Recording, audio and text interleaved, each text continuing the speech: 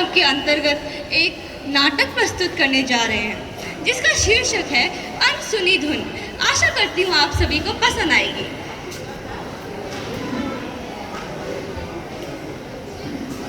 Hello. लग जा गले के फिर हंसी रात हो न हो, शायद फिर से जन्म में मुलाकात हो न हो। लग जा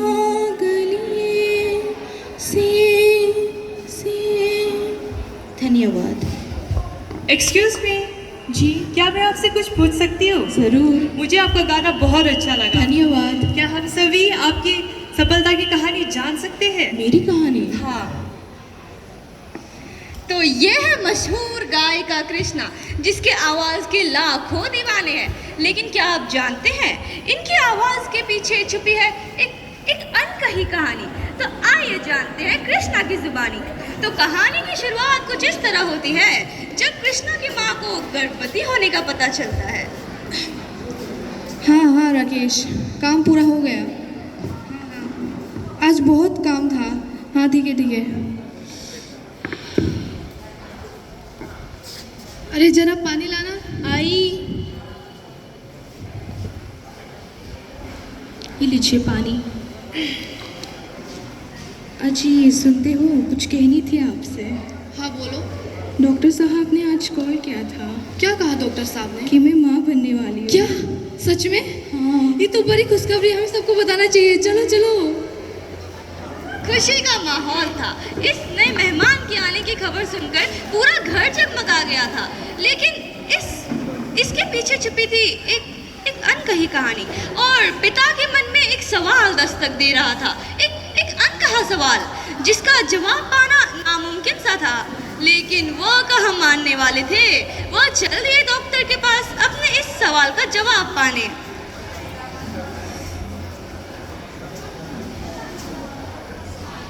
नमस्ते डॉक्टर साहब। नमस्ते।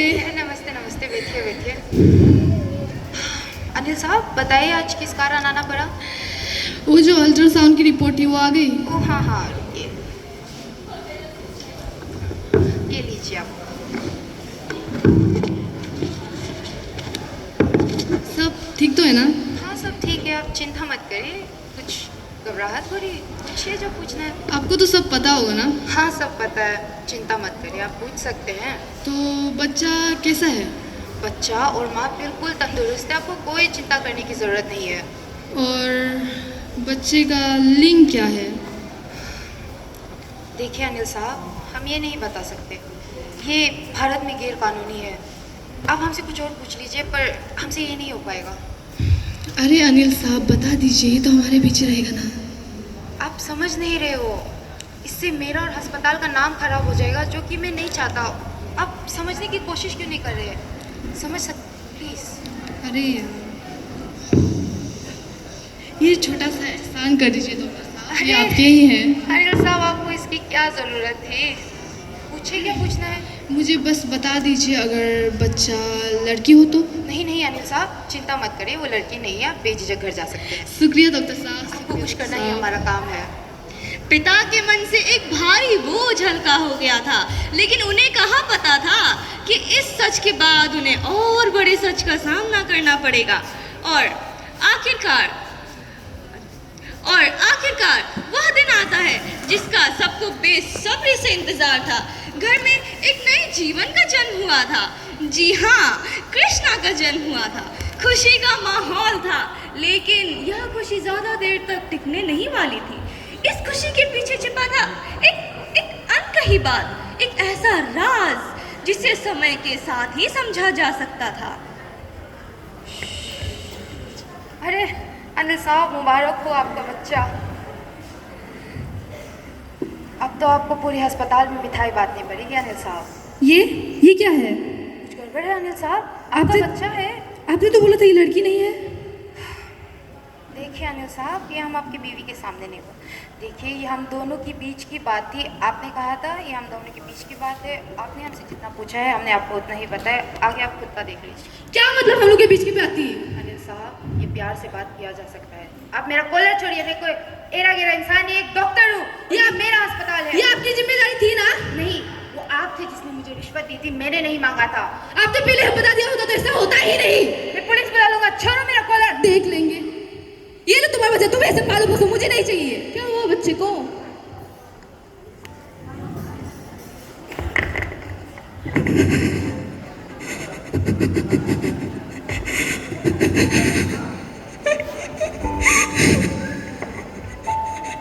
हे भगवान, ऐसा मैंने कौन सा पाप किया जिस कारण आपने मुझे ये संतान प्राप्त की? ये नहीं हो सकता, ये नहीं हो सकता, ऐसा नहीं हो सकता, ये नहीं हो सकता। यह वो क्षण था जिसने सब कुछ बदल कर रख दिया था।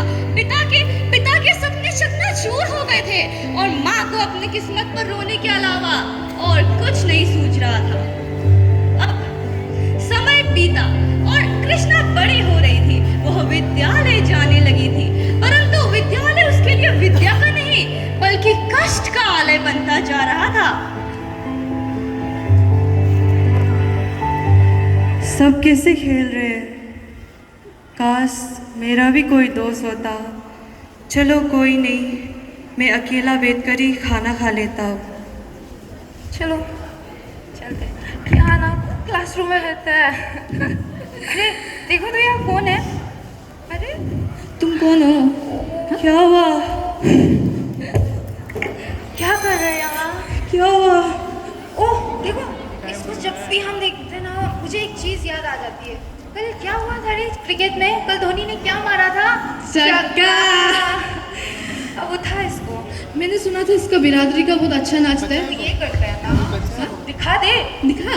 मुझे करना नहीं आता। देखो हम सब तुमसे अलग है। मुझे देखो, इसे देखो, यहाँ सब लोगों को देखो। तुमको लगता है कोई तेरा जैसा है जो तुम हमें इतनी औकात दिखा रहे हो? तुमको जीना है ना? हाँ? तो हम लोग को बात सुनना पड़ेगा। मैं मैम को बता टीचर को दूंगा। पटाएगा, टीचर को पटाएगा। चल दोस्त, छोड़ दो, कल मारते हैं। तो जैसा कि आपने देखा, बचपन से ही कृष्णा को अपने पहचान की वजह से अपमान सहना पड़ा था। वह खुद से नफरत करने लगी थी। अब कृष्णा घर आती है, मगर घर का माहौल कुछ अलग था। माँ घर पर नहीं थी और माँ के इसी गैर मौजूदगी में कृष्णा ने कुछ ऐसा किया जिससे पिता का गुस्सा भड़क गया।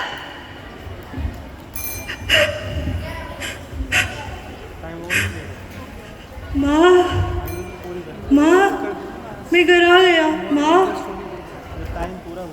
लगता है घर पर माँ भी रही है। क्या आज के दिन ही ये सब होना था? वाह, ये सब तो माँ की मेकअप की सवार है। मुझे भी बाकी औरत और माँ की तरह खूबसूरत दिखना है।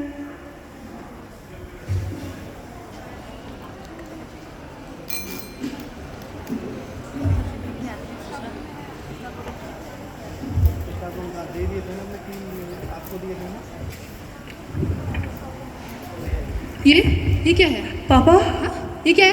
पापा, पापा, मुझे ये क्या है?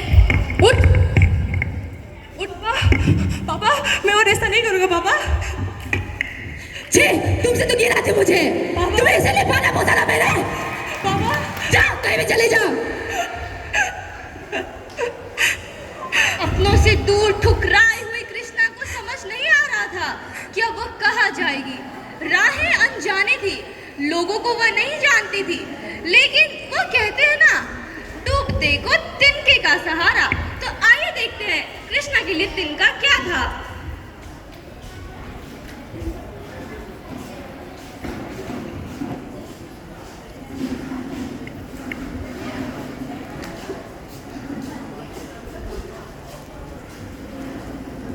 गायक प्रतियोगिता। यही मौका है मेरा। अब मैं इस दुनिया को दिखाऊंगी मैं कौन हूँ। तो जैसा कि आपने देखा, कृष्णा को मिला एक गायन प्रतियोगिता का पोस्टर, और यही उसका मौका था जब वो अपनी पहचान साबित कर सकती थी। अब उसने दिन रात रियाज की और आखिरकार वह दिन आया जिस दिन कृष्णा के परिश्रम की परीक्षा होने वाली थी।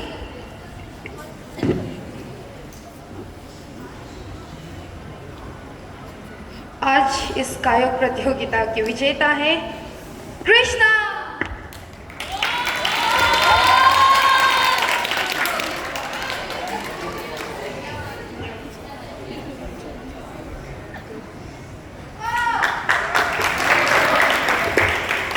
सपनों की दुनिया में ये कृष्णा की पहली जीत थी, लेकिन सफर अभी बाकी था।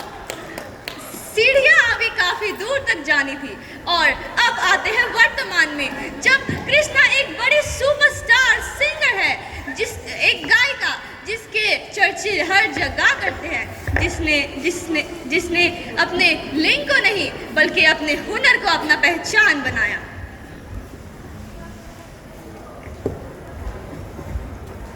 मैम, आप कहाँ खो गई? आपकी कहानी? ओह सॉरी, मेरी कहानी बड़ी लंबी है, कभी दिन सुनाती हूँ। धन्यवाद।